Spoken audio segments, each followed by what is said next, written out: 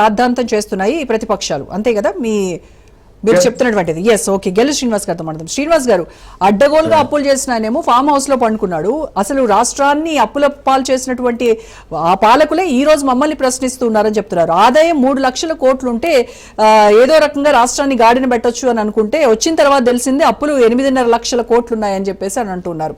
అయితే గవర్నమెంట్ ఉద్యోగులకు retirement benefits ఇవన్నీ కూడా మీరు ఎగ్గొట్టి వెళ్తే వాటన్నింటినీ, ఆ పెండింగ్ ఏవైతే ఉన్నాయో అవన్నీ కూడా కాంగ్రెస్ ప్రభుత్వము వాటి అన్నింటినీ తీరుస్తూ ఉంది అని చెప్తున్నారు. మేడం, ఇవాళ తెలంగాణ ప్రజలను రేవంత్ రెడ్డి గారు నమ్మించి ఇవాళ కాంగ్రెస్ పార్టీ అధికారంలోకి రాగలిగింది. అనేకమైన హామీలు ఇచ్చింది. వాళ్ళతో కాని హామీలు కూడా ఇచ్చి వాళ్ళని నమ్మబలికి మాది 120 సంవత్సరాల చరిత్ర అయిన కాంగ్రెస్ పార్టీ. మా దగ్గర మంచి మంచి మేధావులు ఉన్నారు, మాకు మంచి మంచి సంబంధాలు లేవు.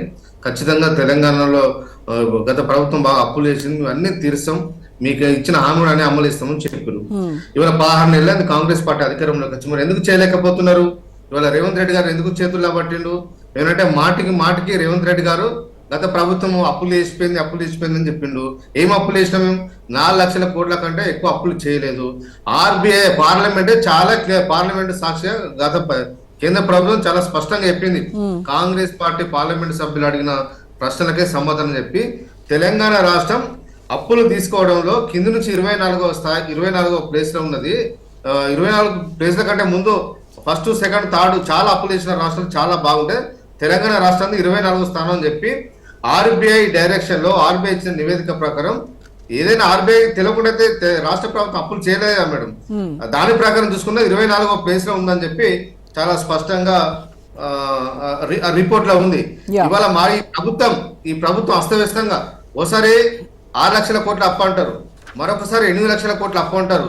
వాళ్ళ నోటికి ఏదేస్తాదే మొత్తం ఎంతటా అంతే మాట్లాడతారు. ప్రతి నెల 4,000 కోట్ల రూపాయలు మేము అప్పులు కడుతున్నాం అని చెప్తున్నారు. కానీ ఆర్బీఐ చెప్పింది తెలంగాణ ప్రభుత్వం ప్రతి నెల 2,000 కోట్ల రూపాయలు అప్పులు కడుతుంది, ఈఎంఐల రూపంలో కడుతుందని చెప్పి చాలా స్పష్టంగా వాళ్ళు చెప్పడం జరిగింది.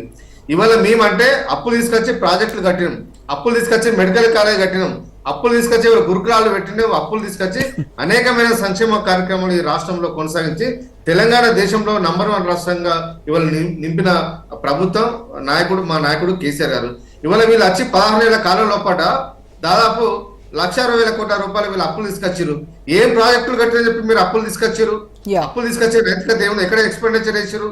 ఎంతసేపు మీ ఖజానా నింపుకోవడానికి, ఈ రాష్ట్రాన్ని దోచుకుంటానికే కాంగ్రెస్ ప్రభుత్వం అధికారంలోకి వచ్చింది తప్ప మీరు చేసిన అభివృద్ధి కార్యక్రమాలు ఎక్కడ చెప్పండి. కొంత మీరు చిన్న పెండింగ్ ప్రాజెక్ట్ కూడా మీరు కంప్లీట్ చేయలేకపోయారు. 90% పెండింగ్ లో ఉన్న పాలమూరు రంగారెడ్డి ప్రాజెక్ట్ కూడా ఒక 10% ఉంది. ఆ 10% కూడా మీరు దాన్ని పూర్తి స్థాయిలో చేయలేకపోవడం వల్ల ఇవాళ నీళ్లు రాలేకపోతా ఉన్నాయి. కాళేశ్వరం ప్రాజెక్ట్ ఏం కుంగలే, ఒక్కటే పిల్లర్ ఉంటే 1,00,000 కోట్ల దాదాపు 90,000 కోట్ల రూపాయలు కాళేశ్వరం ప్రాజెక్టు కేటాయిస్తే 90,000 కోట్ల రూపాయలు వృధా అయినట్టుగా వీళ్ళ కాంగ్రెస్ నాయకులు దుష్ప్రచారం చేస్తున్నారు. మొన్నటి వరకు ఎన్నికల వరకు తెలంగాణ ప్రజలు మీరు కాంగ్రెస్ పార్టీ నాయకులు చెప్పిన అబద్ధాలను నమ్మిరు. ఇవాళ అధికారంలోకి వచ్చిన తర్వాత గడిచిన 6 నెలల కాలంలో కూడా కాంగ్రెస్ నాయకులు ఇచ్చిన ప్రతి అబద్ధాన్ని వాళ్ళు ఇవాళ ప్రజలు వాళ్ళు పోస్ట్ మార్టం చేసుకుంటున్నారు. కాబట్టి ఖచ్చితంగా రేపు స్థానిక సంస్థల ఎన్నికలు పెట్టండి, తెలంగాణ ప్రజల అభిప్రాయం మీకు తెలుస్తుంది, నిజాలేందో మీకు తేలిపోతుంది. మీకు ఖచ్చితంగా చెంపదెప్పాలంటే తీర్పును తెలంగాణ ప్రజలు రేపు ఇవ్వబోతున్నారు. కాబట్టి ఇవాళ ఎన్నికలను ఇవాళ రిజర్వేషన్ల పేరు మీద 42% రిజర్వేషన్లు ఇస్తా అని చెప్పి ఎన్నికలు హామీ ఇచ్చి సంవత్సరం రోజు ఖాళీగా ఉన్నారు. నిజంగా చిత్తశుద్ధి ఉంటే 42% బీసీలకు స్థానిక సంస్థల్లో రిజర్వేషన్లు ఇవ్వాలనుకుంటే ఫస్ట్ క్యాబినెట్ లో ఎందుకు నిర్ణయం తీసుకోలేదు? బీసీలకు 42% రిజర్వేషన్లు ఇవ్వడం ఇష్టం లేదు కాబట్టి దాన్ని కాలయాపన చేశారు. BRS party working president KTR గారు డెడికేషన్ కమిషన్ వేస్తే తప్ప రిజర్వేషన్లకు చట్టబద్ధ రాదని చెప్పే వరకు కూడా ఈ ప్రభుత్వానికి సోయలేదు. 13 నెలల తర్వాత కాంగ్రెస్ ప్రభుత్వం డెడికేషన్ కమిషన్ వేసింది. ఆ లెక్కలు కూడా బీసీల లెక్కలు తప్పు చూపించింది. చాలా మంది కూడా ఇవాళ కోర్టుకు వెళ్ళారు. ఇవాళ ఎందుకంటే ఇవాళ ఎన్నికలు పెట్టకుండా ఇవాళ కాలయాపన చేస్తున్నారు. స్థానిక సంస్థల ఎన్నికలు పెట్టకపోవడం వల్ల కేంద్రం నుంచి రావాల్సిన నిధులు రాకపోవడంలో ప్రధానమైన కారణం ఈ ప్రభుత్వ వైఫల్యం అని చెప్పి ఇవాళ తెలంగాణ ప్రజలు అందరూ ప్రభుత్వ వైఫల్యాలను ఎండగట్టడానికి, ప్రజల గొంతును వినిపించడానికి ఎందుకు ప్రతిపక్ష నాయకులు అసెంబ్లీకి రావట్లేదు? 3 నెలలకు ఒకసారి బయటకు వచ్చి ఇది ఫెయిలు అది ఫెయిలు అని విమర్శలు చేస్తారు. సత్తా ఉంటే పత్తా లేకుండా ఎందుకు పోతున్నారని వాళ్ళు ప్రశ్నిస్తున్నారు. మేడం, బీఆర్ఎస్ పార్టీ ప్రధాన ప్రతిపక్ష హోదా బీఆర్ఎస్ పార్టీకి తెలంగాణ ప్రజలు ఇచ్చారు. ఇజ్ రైట్ ఎస్ ఇచ్చారు కాబట్టి మా నాయకుడు మా అసెంబ్లీలో మా పార్టీ నాయకుడు మా ఎమ్మెల్యేలు అందరూ కూడా ఇవాళ కాంగ్రెస్ ప్రభుత్వాన్ని ఇవాళ ప్రశ్నిస్తున్నారు. ఇవాళ కేటీఆర్ గారు కానీ హరీష్ రావు గారు కానీ జగదీశ్వర్ రెడ్డి గారు కానీ చాలా మంది ఎమ్మెల్యేలు అందరూ కూడా ఈ ప్రభుత్వాన్ని ప్రశ్నిస్తే ప్రభుత్వం దగ్గర ఆన్సర్ లేదు. ఎంతసేపు అబద్ధాలు ప్రచారం చేయడం, ఒకసారి 6 లక్షల కోట్లు అప్పు తెచ్చారని చెప్పి, ఒకసారి 8,50,000 కోట్ల రూపాయలు అప్పు తెచ్చారని చెప్పి ముఖ్యమంత్రి గారు మాట్లాడు. ఇవాళ లేని మాటలు మాట్లాడుతున్నారు కాంగ్రెస్.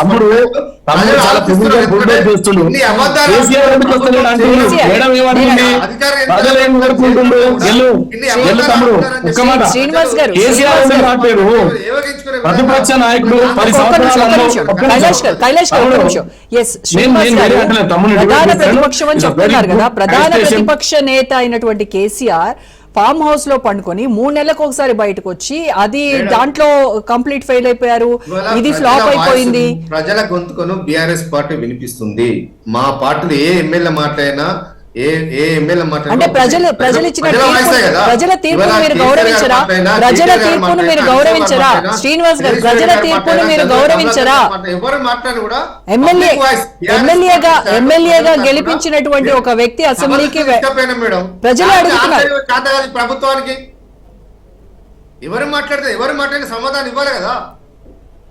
ఎవరు సమాధానం ఇవ్వాలి? ప్రభుత్వం సమాధానం ఇవ్వాలి. అడగాల్సింది ఎవరు? సమాధానం ఇవ్వాలి. ఎవరు ప్రశ్నించినా ప్రతి సభ్యుని కూడా ప్రశ్నించే అధికారం ఉంటది. ప్రతి సభ్యుని కూడా రాష్ట్ర ప్రభుత్వం నిర్వహించే నైతికత హక్కు ప్రభుత్వాన్ని చట్టబద్ధంగా ఎమ్మెల్యేలకు ఉంటది. ఎమ్మెల్యేగా గెలిచిన వ్యక్తి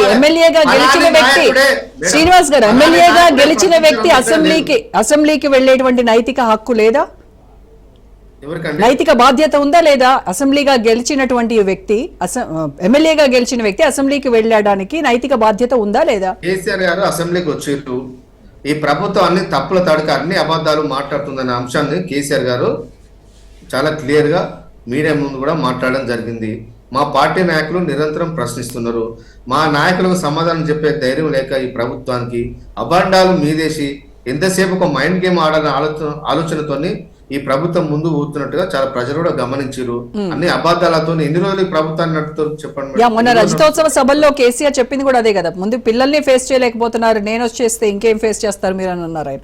right, okay. So right, Venkatareddy garu చెప్పండి మేడం. ప్రభుత్వాన్ని అస్థిరపరిచేటువంటి కుట్ర జరుగుతోంది. రాజకీయ పార్టీలు ఉద్యోగ సంఘాలను రెచ్చగొడుతున్నాయి. విపక్ష నేతల చేతుల్లో